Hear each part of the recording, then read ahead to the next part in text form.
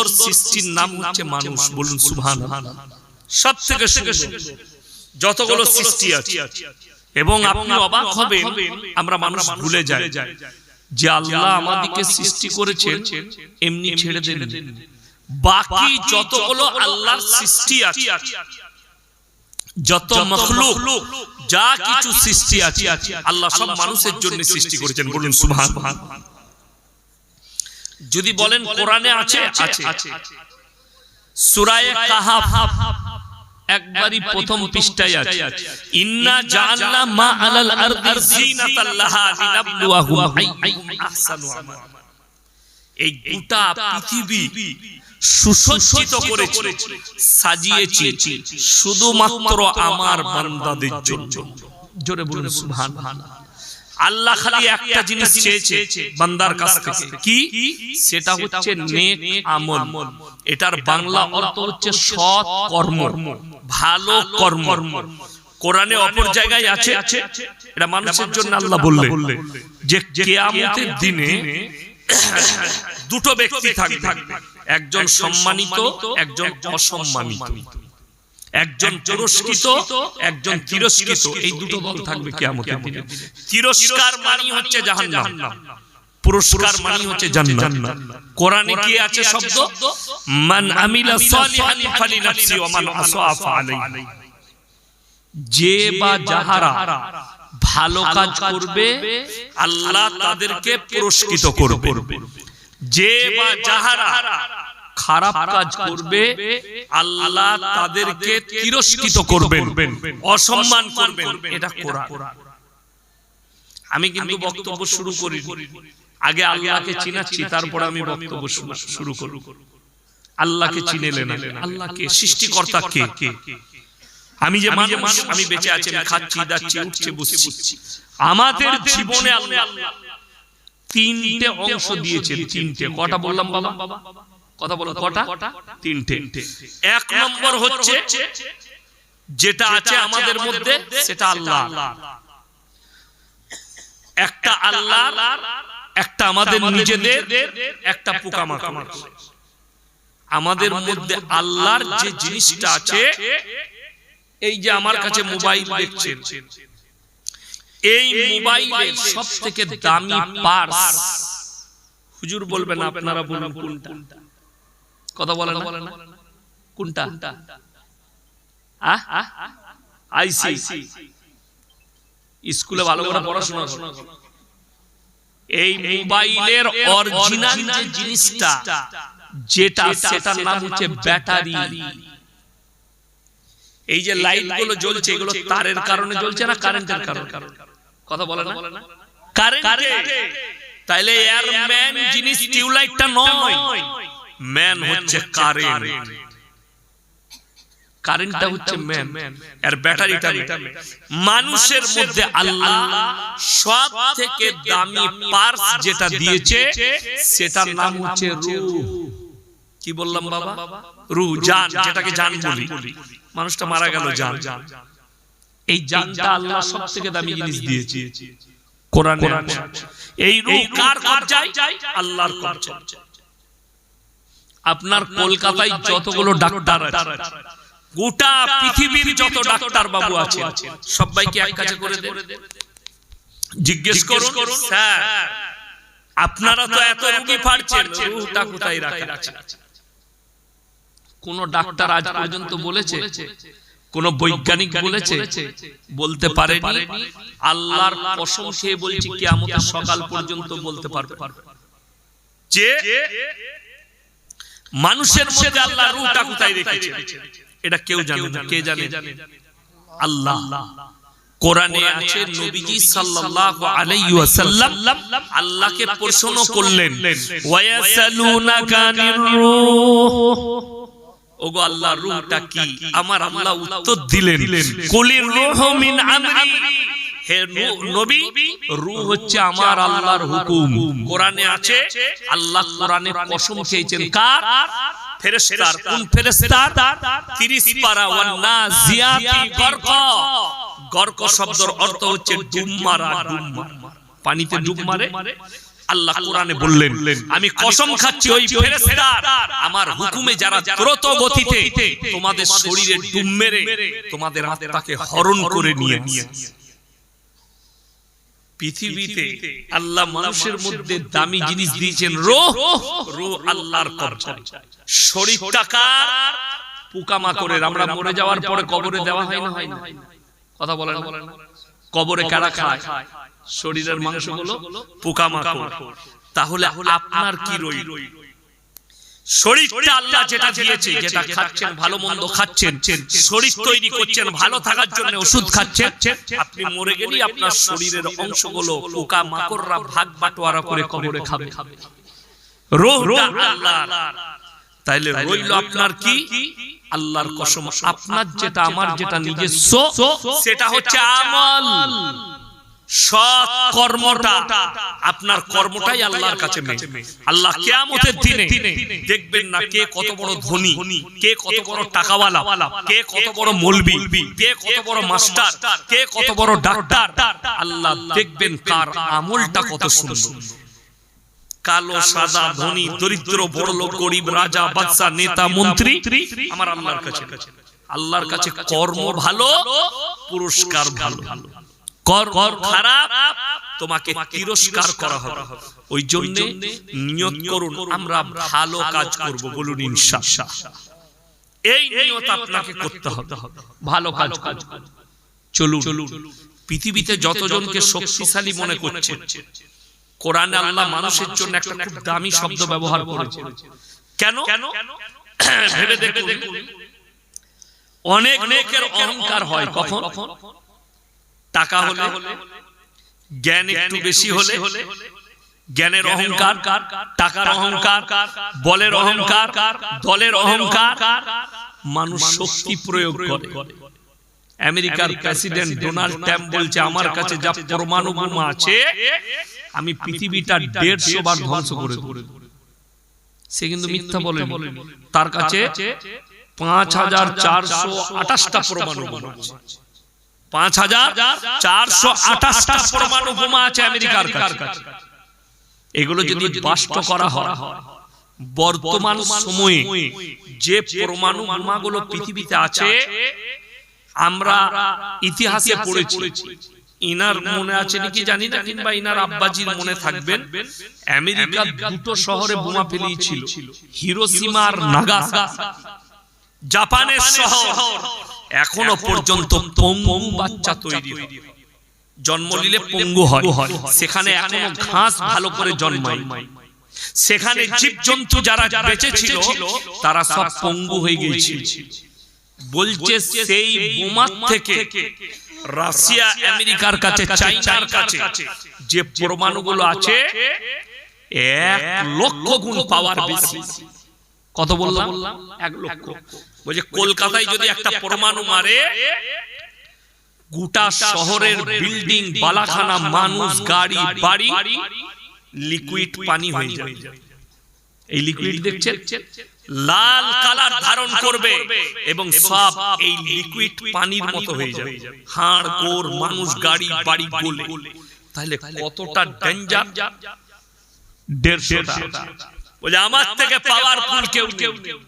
আপনার আমারও মনে হবে আমেরিকার প্রেসিডেন্ট সব থেকে সুরক্ষায় থাকে। তার যে গাড়িটা আছে, যেটাই চাপে 1000 কোটি টাকার বেশি দাম। গাড়িতে মিসাইল লেস আছে, সেই গাড়িতে যদি কেউ মিসাইল মারে কাজ করবে। 0 পয়েন্ট থেকে কাঁচের উপরে যদি AK-47 দিয়ে গুলি ছোড়া হয়, একটা স্কেচ পড়বে না। স্কেচ মানে দাগ পড়বে না কাঁচে। কত মজবুত!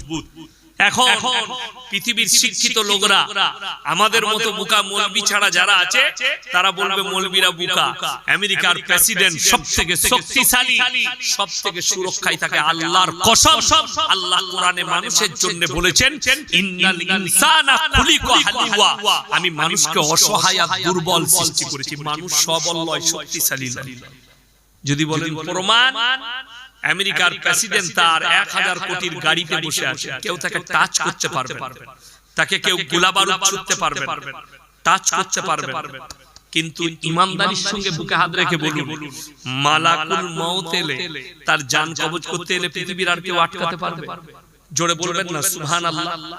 এটাই তো আল্লাহ, এটাই তো আল্লাহর শক্তি, যে গোটা পৃথিবীর সব কিছু আমার কাছে দুর্বল, আমি যা সৃষ্টি করেছি। আপনি কি মনে করছেন এই যে পাহাড় পর্বত গাড়ি বাড়ি বিল্ডিং বালাখানা নদ নদী নালা ফল ফ্রুট ফুল যা কিছু দেখছেন, আমরা মনে করি মানুষ জন্ম নিচ্ছে মারা যাচ্ছে, তাই না? গাছ গাছ মারা যায় না, যায় কথা বলেন, মারা যায়, প্রাণী মারা যায় না, যায়।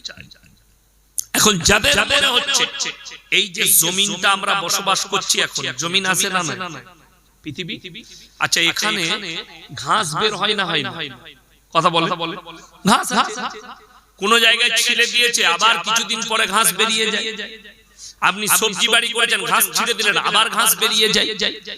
কোরআনে আছে সূরা কাহাফে, এই যে সাজানো গুছানো দুনিয়া, ওয়া ইন্না লাজাইলুনা মা আলাইহা সাইদান জুরুজা, জুরুজা শব্দের অর্থ লেবেল করে দেব, একটা ঘাস পর্যন্ত সেদিনে থাকবে না। সেই দিনটার নামই হচ্ছে কিয়ামত। ওই দিনটার নাম কিয়ামত এবং বিচারের দিবস। মানে জমিনটা লেবেল হয়ে যাবে, পাহাড় পর্বত থাকবে না, নদ নদী নালা থাকবে না। এখন আল্লাহ তাআলা কিয়ামতের কিছু আলামত দুনিয়াতে দিয়েছে এবং জানেন দুনিয়া শুরু থেকে কিয়ামতের আলামত আছে। তার মধ্যে একটা আলামত হচ্ছে নীল নদ, একটা আলামত হচ্ছে ফুরাত নদী, একটা আলামত হচ্ছে যায়্যান, একটা আলামত হচ্ছে সাইয়ান। এই চারটা নদী জান্নাতের নদী দুনিয়াতে আছে, জোরে বলুন সুবহানাল্লাহ। এই নীল নদটাও জান্নাতে থাকবে, ফুরাত নদী, নবীজির হাদিসে স্পষ্ট আছে যে কিয়ামতে তোমরা বুঝতে পারবে কাছে এসেছে, পৃথিবীতে একটা মহাযুদ্ধ ঘটবে। সেই যুদ্ধটা অন্য কিছু নয়, ফুরাত নদীটা শুকিয়ে গিয়ে তার ভেতর থেকে সোনার ভান্ডার বেরিয়ে আসবে, আর গোটা বিশ্ব জড়িয়ে যাবে যুদ্ধে ওই সোনার ভান্ডার। আপনারা কি মনে করছেন 1,62,000 টাকা ঘড়ি না সোনা? আমি দেখছিলাম মোবাইল, একজন আমাকে পাঠিয়েছে, সোনার বাজার মূল্য আগুন ছুটে গেছে, 1,62,000 টাকা ভরি। কোরআন যদি শুনেন চোখ দিয়ে পানি আসবে। মানুষ এখন বলছে হায় হায় কত দাম হলো, আমার বিটির লেগে গড়াতে পারবো না, আমি আর কিনতে পারবো না। আর কোরআন বলছে ইজা জুলজিলাতিল আরদু জিলজালাহা ওয়া আখরাজাতিল আরদু আথকালাহা ওয়া ক্বালাল ইনসানু মা লাহা। যেদিনে জমিন তার বোঝাকে বের করে ফেলে দেবে, মানুষ মাথায় হাত দিবে, ওয়াকালাল ইনসানু মা লাহা ইয়াউমাইদিন তুহাদ্দিসু আকবার। জমিনের কি হলো? সম্পদগুলো উপর দিকে ছুড়ে দিচ্ছে। আল্লাহর কসম, ওইটাই তো কিয়ামত। দেখো আমি সম্পদ দিয়ে দিয়েছি, তখন কিন্তু মানুষ আর নিবাদ থাকবে না, তখন নিজের চিন্তা হবে আমার কি হবে। ওই জন্য বন্ধুগণ সবাই আল্লাহকে ভয় করবো, জোরে বলুন ইনশাআল্লাহ। পৃথিবীতে যতগুলো মানুষ আছে আল্লাহর কসম খেয়ে বলছি, আপনি যদি মনে করেন কিয়ামতের সকাল পর্যন্ত আল্লাহর শুকর আদায় করবেন,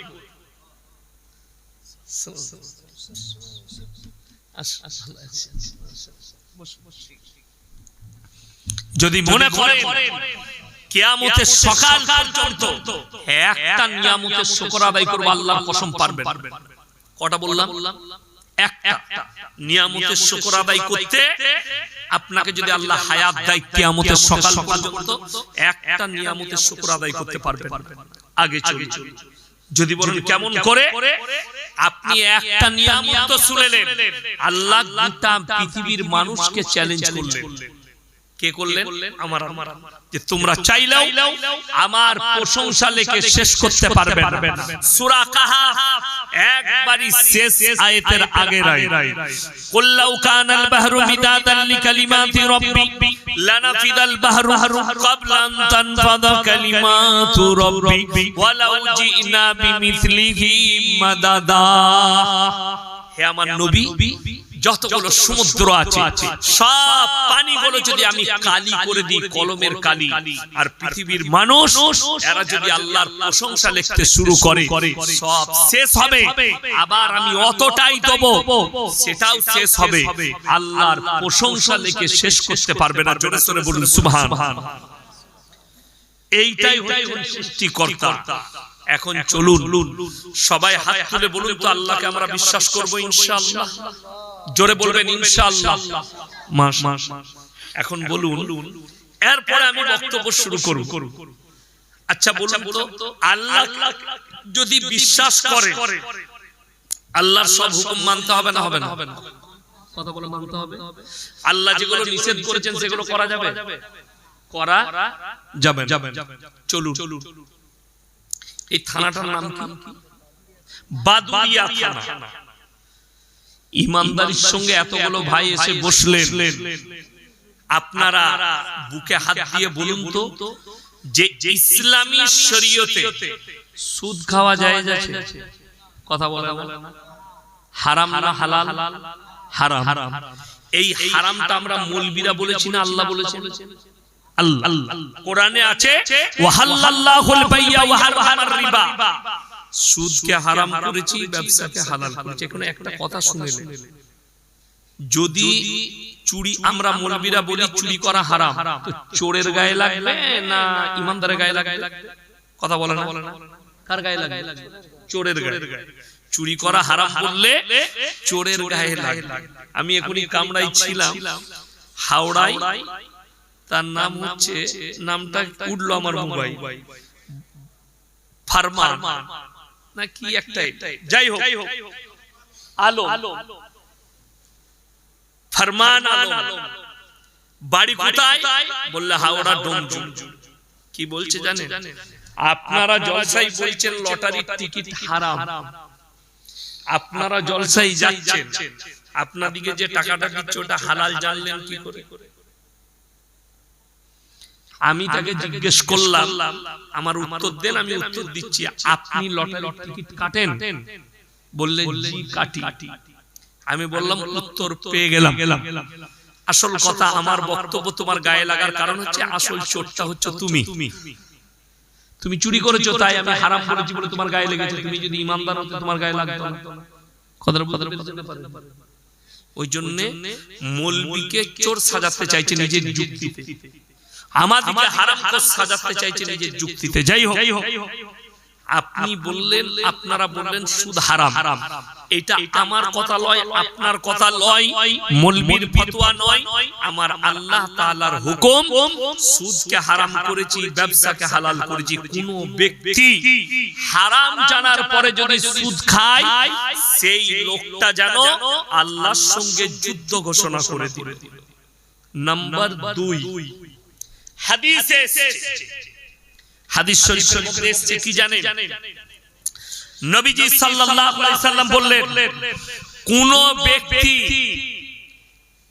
সুদ যদি খায়, শুধু সুদ খাওয়া নয়, সুদের কারবার, সুদের দালালি, সুদের হিসাব বাকি, তার সঙ্গে যতজন জড়িয়ে থাকবে, মোহরি যতজন জড়িয়ে থাকবে, সর্বনিম্ন পাপ। কোন পাপ বললাম? সর্বনিম্ন স্তরের পাপ নিজের আপন জন্মদাতা মায়ের সঙ্গে জিনা করা সমান পাপ। বলুন নাউজুবিল্লাহ। কথাটা বুঝতে পেরেছেন? কার সঙ্গে পাপ বললাম? মায়ের সাথে, আপন জন্মদাতা মায়ের সাথে।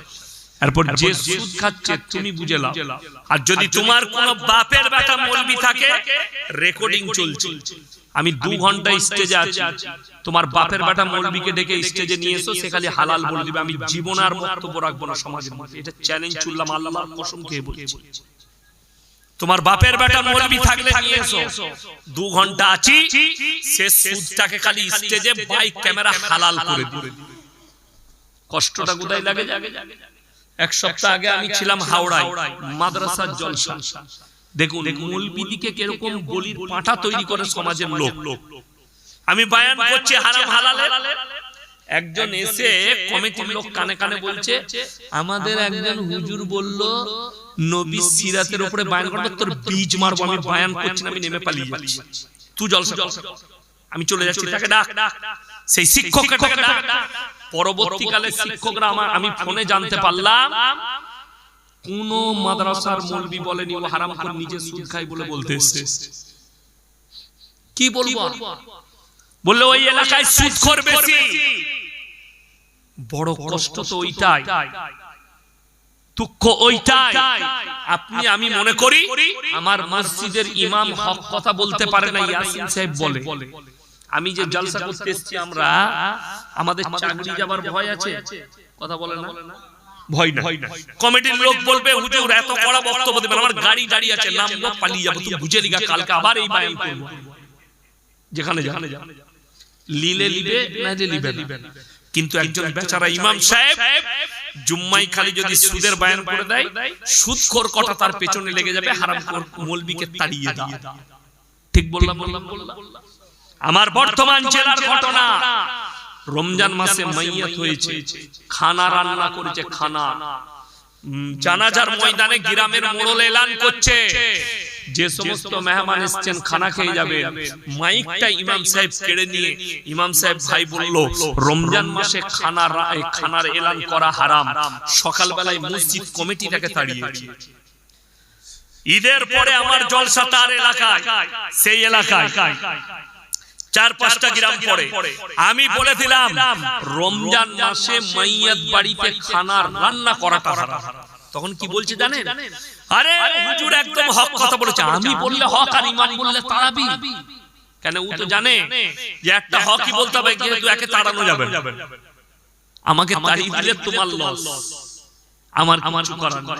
ওইজন্য আমার চাকরি যাবার ভয় নেই। আল্লাহর কৃপায় মাদ্রাসায় থাকি, কারো দয়াই থাকি না। যেদিনে বলবে যে আপনি এত কড়া বক্তব্য দেন, মাদ্রাসা ছেড়ে দেন, আল্লাহর কসম সালাম আলাইকুম দিয়ে ঘরে শুয়ে থাকবো। কিন্তু হারামকে অ্যাকসেপ্ট করব না, অন্যায়কে অ্যাকসেপ্ট করব না। গর্দন চলে যেতে পারে, বড় কষ্ট লাগে। একটা জিনিস এখানে প্রকাশ করা যাবে না, গোপনে বলতে হবে, নাহলে ইউটিউবার আছে তারা শুনে নেবে। এমন এমন আফার আমাদের কাছে আসে, আমরা গ্রহণ করি। চাইলে গ্রহণ করতাম, কিন্তু সমাজ ধ্বংস হয়ে, সমাজ শেষ হয়ে যাবে। আজকে ভেবে দেখুন, আপনার এই বাদুড়িয়া থানায় একটা মুসলমান সুদ খায় না তো? কথা বলে খায় না? খায়। তাহলে আপনাকে বলে দিই, পাড়ায় পাড়ায় জলসা হচ্ছে। ঠিক বললাম? পাড়ায় পাড়ায় জলসা, গ্রামে গ্রামে জলসা, জেলায় জেলায় ইজতেমা।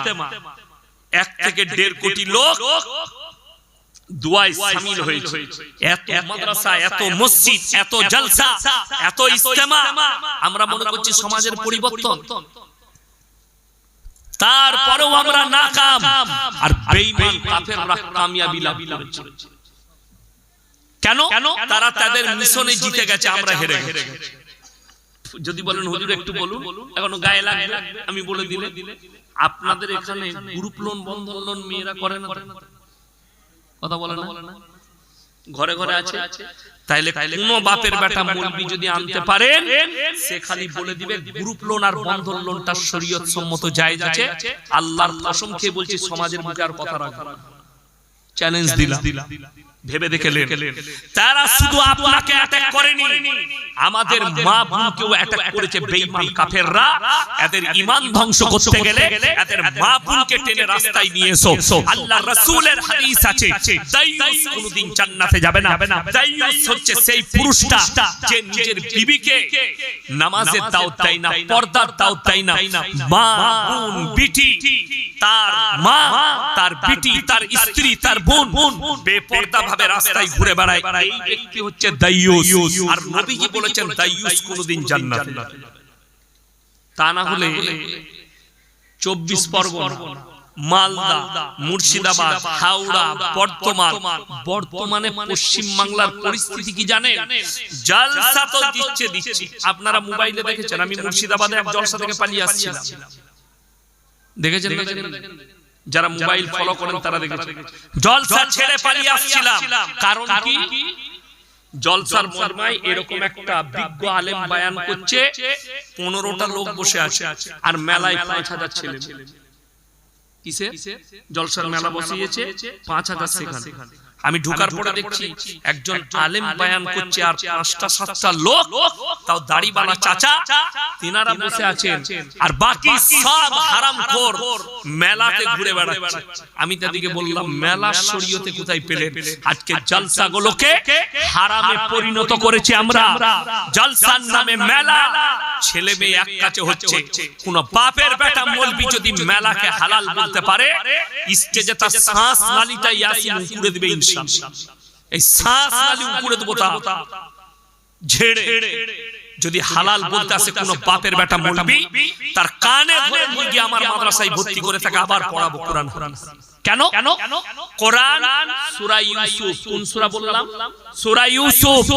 ইন্নাশ শাইতানা লিল ইনসানি আদুউম মুবিন। শয়তান হচ্ছে মানুষের প্রকাশ্য দুশমন। নারী পুরুষ যদি এক কাছে হয়,